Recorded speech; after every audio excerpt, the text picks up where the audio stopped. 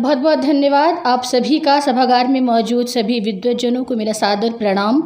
आप सब यहाँ आए आज के इस कार्यक्रम में, मैं आपका हृदय से आभार व्यक्त करती हूँ। मैं सरस्वती माँ को प्रणाम करती हूँ जिनकी कृपा से ही मैं इतना पढ़ लिख पाई अपने जीवन में और आगे शिक्षा के क्षेत्र में बढ़ी हूँ और अभी लिख पढ़ रही हूँ। तो सबसे पहले मैं माँ सरस्वती को हृदय से आभार व्यक्त करती हूँ। मैं यहाँ पर हृदय से आभार व्यक्त करना चाहूँगी हमारे कमिश्नर सर का, जिन्होंने अपनी तमाम व्यस्तताओं के बीच समय निकाला और आज के कार्यक्रम में आए, मेरी पुस्तक पढ़ी। और आज के कार्यक्रम की विशिष्ट अतिथि प्रोफेसर चंदाबेन मैम, जिनको पूरा विभाग ही, मैं ही नहीं पूरा विभाग ही माँ की तरह देखता है, माँ की तरह मानता है। मैं उनका हृदय से आभार व्यक्त करना चाहूँगी कि उन्होंने मेरी पुस्तक के लिए समय निकाला, उसको पढ़ा। आप लोग आज उनको सुनेंगे।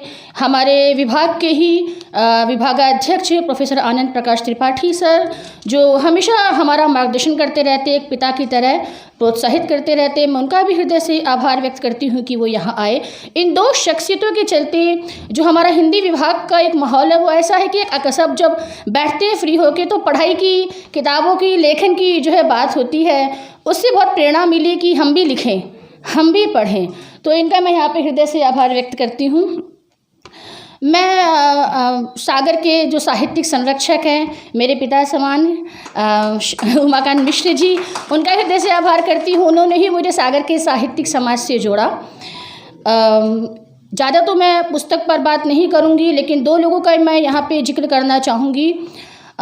मेरी दिल्ली विश्वविद्यालय हंसास कॉलेज की प्रिंसिपल प्रोफेसर रमा मैम, जिन्होंने मुझे पढ़ाया है और अभी वो प्रिंसिपल हैं, उन्होंने ही मेरी पुस्तक की भूमिका लिखी है। वो यहाँ आ नहीं सकी।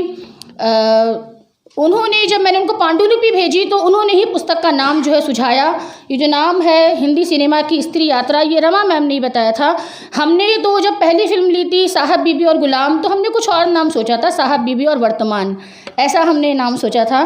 तो उन्होंने कहा कि नहीं, ये आलोचनात्मक पुस्तक जारी है सुजाता, इसको साहित्य के विद्यार्थी पढ़ेंगे, आलोचक पढ़ेंगे। तो उन्होंने 3-4 नाम दिए थे, उन्हीं में से एक नाम हमने चयनित किया है। और दूसरे हमारे प्रकाशक हरिंद्र तिवारी भैया, और उन्होंने बहुत पेशेंस से सारा काम किया। इनका मैं हृदय से आभार व्यक्त करना चाहूँगी।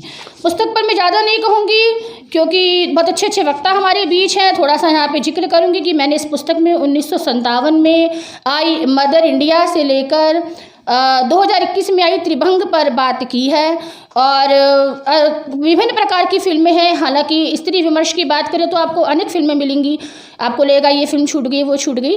मैंने उन फिल्मों को लिया है जिन्होंने कहीं ना कहीं मुझे छुआ, वैचारिक तौर पे छुआ। और ये भी मैं मानती हूँ कि फिल्म देखने हम जाते हैं तो ये बहुत हद तक दर्शक पे डिपेंड करता है कि वो क्या देख रहा है। जैसे कि 2 फिल्में मैंने यहाँ पे ली, लिपस्टिक अंडर माई बुरखा और पार्च, जिनका मैंने बहुत ही विरोध सुना था, बहुत नकारात्मक फीडबैक सुना था। तो जब मैं वो फिल्म देख भी रही थी तो मुझे थोड़ी झिझक हो रही थी कि कोई क्या कहेगा, है ना। लेकिन निश्चित तौर पे जब मैंने वो फिल्म देखी तो मुझे लगा ये फिल्म सबको देखनी चाहिए। और मेरा ऐसा मानना है कि फिल्में खाली मनोरंजन का साधन नहीं होती, समाज में परिवर्तन भी लाती हैं, सकारात्मक नकारात्मक दोनों प्रकार के परिवर्तन लाती हैं। पर फिल्में खाली मनोरंजन का साधन नहीं होती। और इसीलिए हिंदी सिनेमा में हमको ये देखना होगा कि स्त्री का जो भूमिका है वो कहाँ से शुरू होती है। राजा हरिश्चंद्र से, जहाँ पे हमको मेल कैरेक्टर दिखते हैं जो फीमेल का रोल निभा रहे हैं, वहाँ से निकले हैं हम। तब आज जाके महिला केंद्रित फिल्में हमारे यहाँ बन रही हैं। बहुत ज़्यादा मैं नहीं कहूँगी, बहुत छोटे से एग्जाम्पल से मैं यहाँ पे अपनी बात ख़त्म करूँगी। अनारकली के एग्जाम्पल से मैं यहाँ पे बात ख़त्म करूँगी। अनारकली को यदि आप 1952-53 की फिल्मों में देखते हो, पुरानी फिल्मों में, तो आप देखते हो वो कब्र में चुनवा दी जा रही है और वो बिल्कुल निराश भाव से खड़ी है, उदास भाव से खड़ी है, उसमें कोई विद्रोह नहीं है। और वो क्या गा रही है गाना, ये ज़िंदगी उसी की है जो किसी का हो गया। मतलब वो उसको जब चुनवाया जा रहा है तो उसको बड़ी शांति से स्वीकार रही है। यस। देन दूसरी अनारकली हमको मिलती है मुगले आजम में, जो बादशाह के सामने विद्रोह करती हमको दिख रही है। और वो कहती है कि प्यार किया तो डरना क्या, है ना। तो ये समाज में महिलाओं का एक जो परिवर्तन हो रहा था उसका आगाज है। वो कहती है पर्दा नहीं जब कोई खुदा से, बंदों से पर्दा करना क्या, ये वो जिल्ले इलाही के सामने कहती है।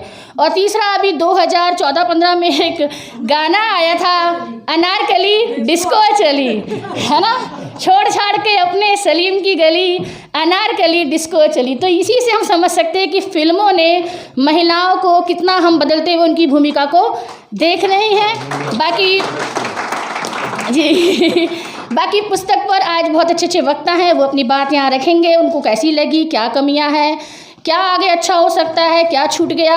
मैं उनके विचार को एक फीडबैक की तरह लूँगी। आप सबका बहुत बहुत धन्यवाद कि आप लोग यहाँ आए। धन्यवाद।